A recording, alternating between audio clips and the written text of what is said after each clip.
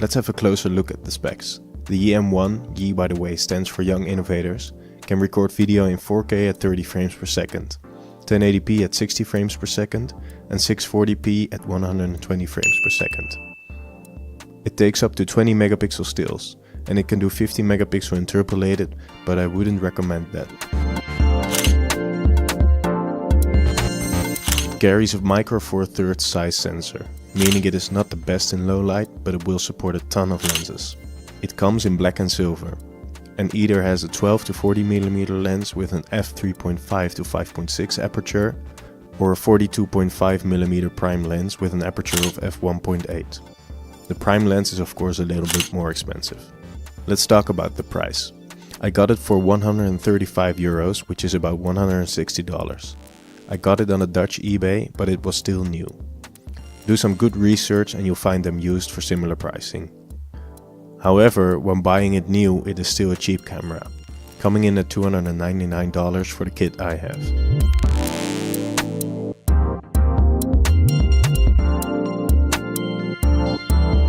Operating the camera is as easy as it gets.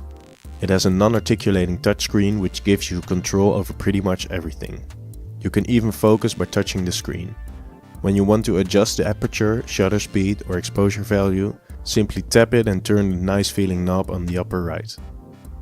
If you want to access the menu, swipe to the right. Inside the menu you'll find all the options you'll need if you're not a professional photographer or videographer. Don't swipe to the left. Just don't.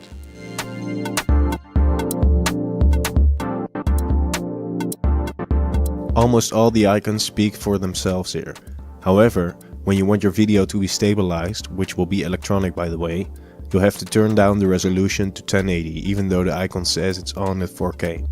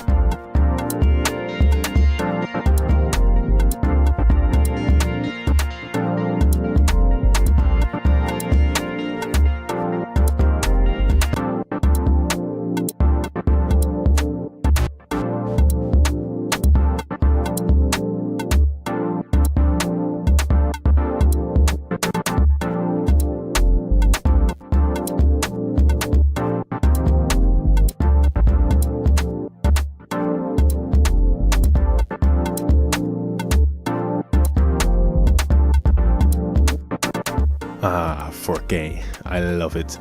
Even though the M1 has a smaller sized sensor, when the light is good the performance of this camera is amazing. Super crispy 4K with nice colors.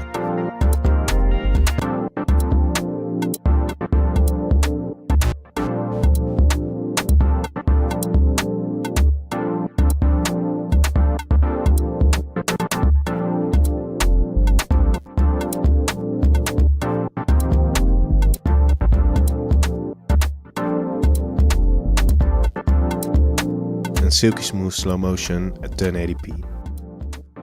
Autofocus is alright, especially after the firmware update to version 3.0, but it is nothing like the Sony A series for example. Manual focus is very easy with the smooth focus ring, but it will shake up your video, so be aware of that. You can shoot JPEG and RAW at the same time, which is a really nice feature to have on such a small camera. There are a few cons though. It has no audio jack, and if you plug in an external monitor to the HDMI port, you cannot record video. It will go straight into playback mode. Also, the shutter speed is set quite slow in auto mode, but don't be lazy and just set it yourself. Furthermore, the lack of optical image stabilization is quite the bummer, but this can be fixed with a gimbal of some sort.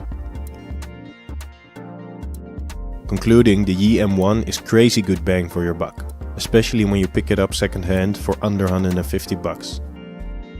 It is the best camera you can get for the price, period.